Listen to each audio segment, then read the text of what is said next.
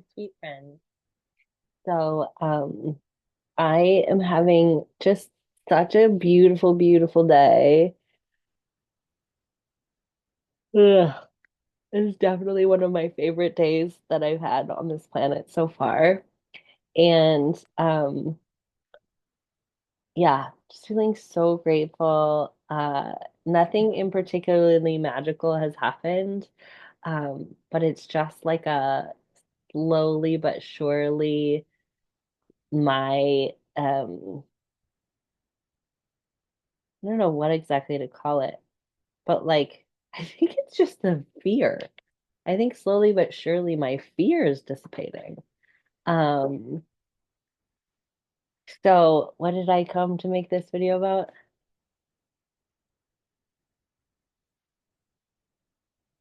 Ugh. I was waiting for a session to start and I was like, oh, I'll tidy up my email a little bit. And I saw an email from Glennon Doyle, which she, if you've never heard of her, is like an author and yeah, I think that's what she would call herself, author. Um, and uh, something I just love about Glennon Doyle is that she is um, a great example of how you can have a lot of what the world says will like make your life perfect, and it can still be uncomfortable or challenging. And that you can know a lot cognitively, and sometimes your animal body capacity doesn't match with that. So, you know, she's like a very connected to beautiful, wise spiritual teachings. Like her book, Untamed, has a lot of interesting spiritual concepts in it, um, about authenticity and freedom and like do what's right for you.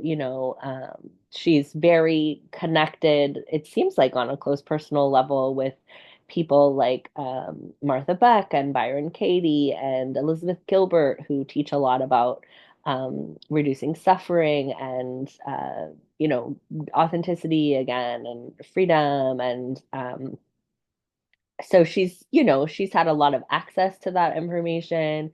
She is, has a lot of resources, it seems financially, has a seems to be a consistent, stable partner. She's married. She has children who seem to be, fairly healthy. Um, Seems that she owns a house. She's had like success in terms of like career. We, sold a lot of books, has a lot of followers on Instagram, although she's not on Instagram anymore.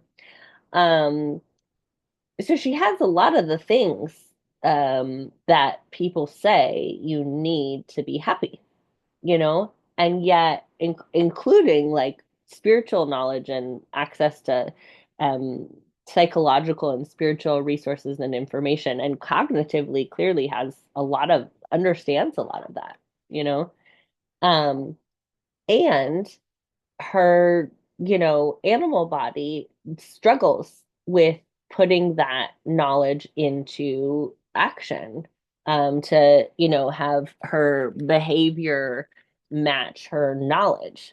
And there's so many people in the spiritual world, spiritual, uh, and healing world and manifesting world who are like, your behavior better back up your cognitive knowledge. If you like, even Martha Beck says, live it to give it, you know, um, you got to be experiencing it. If you know about it, then you better show it with your life or something. Or, any kind of like stand in your power, or like show that you learned this information by manifesting this life without suffering. Um, it's like all well and good if you can pull it off. But if you can't pull it off, then what are you supposed to do? And I love that about Glennon Doyle is that she's honest about that. She's honest about the ways that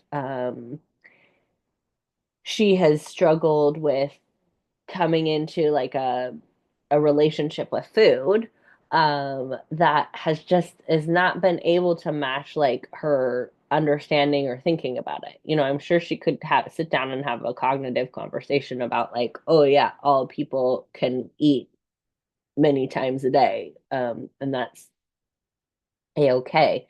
But her system has not had the capacity to be able to put that into action. And a lot of times when we're learning spiritual, again, spiritual perspectives or psychological perspectives about like health, or people say nervous system regulation, or um, integration, whatever you want to call it, enlightenment, awakening, it's like we're forgetting that you are also going to have an animal body with that experience, and that there's going to be many times when your cognitive capacity or your nervous system animal body capacity is not at the same place as your cognitive knowledge. And yeah, it's just like why do we have why do we want to, I mean, I know why we want to shame each other about that, because it helps us feel more safe when other people are, if we can say it's wrong and bad, then we feel a little bit in control. It's a defense. I get that. My thought is it's just a refreshing to see someone talking about like, yeah, my animal body capacity does not is not able to operate at the same level of my cognitive knowledge. She recently ugh, left Instagram, started a newsletter. And then I think probably because she's good friends with Elizabeth Gilbert, who has a Substack stack and left Instagram to go to Substack. Um, she started a Substack, and then apparently, which I didn't even realize, a bunch of people got mad, like you shouldn't be on Substack. You're taking over Substack and taking away from the small creators or something. Which again, scarcity defense. It makes sense when you're in a defense state to feel that way. But she then, after like a couple of days, sent out an email saying, like, never mind, I'm not on Substack anymore. Um, and she didn't say, like, because of blah, blah, blah, I have this whole philosophy. She just said, because I don't feel safe. I think it's so fucking honest. I think it is beautiful. If we could all just walk around and be like, oh, I can't do that right now because I don't feel safe. How amassing, you know? It's like not because you're disrespecting my boundaries or something. It's like I just don't have the capacity to do that, or not because it's not realistic, or you shouldn't have treated me that way, or whatever. It's just honest. Oh, I don't think I can do that.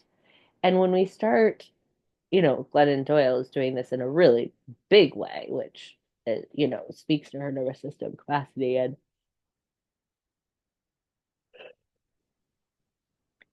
the way that she is cultivating being a source to self and not waiting for other people to take care of her. She's taking care of her, which is pretty cool. Um, but so many of us are like, well, I can't do that because capitalism is bad, or, you know, my person is bad, or um I da da da. But sometimes we can change our mind just because we don't feel safe. It's okay to just say that. And I think it's nice to see, people who have sort of like all the things admit like they still feel scared because they're still in an animal body. And it helps to remind those of us who might be like, oh, I just need to get a really solid partner and a really solid career where I'm doing exactly what I want to be doing, and a beautiful family and a beautiful home and a lot of success. And then my nervous system will be so happy. Not necessarily, because your nervous system is more focused on, you know, everything that's come before this moment than this moment. And learning how to, you know, connect with and support and respect all that the nervous system has to offer, um, without letting it be in charge. That's sort of like, what the opportunity is, knowing that sometimes it just hijacks you and it's, amygdala hijack. It just shuts you off from the frontal lobe and it goes ahead and just does what it thinks is going to help you survive. And that is going to be a part of being in an animal body.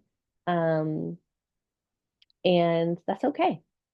Yeah, it's okay. It's okay to not be okay. I got a nice newsletter from my DBT teacher that said it's apparently May is Mental Health Month, and that all the stigma around us makes us not want to admit that sometimes we're not okay, even when we've done a lot of work and done a lot of spiritual, exposure, um, learning, healing, whatever.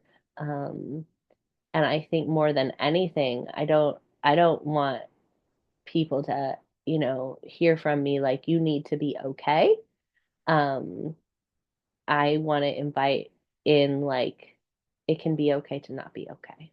And that can be a beautiful, um, sometimes painful part of being in an animal body.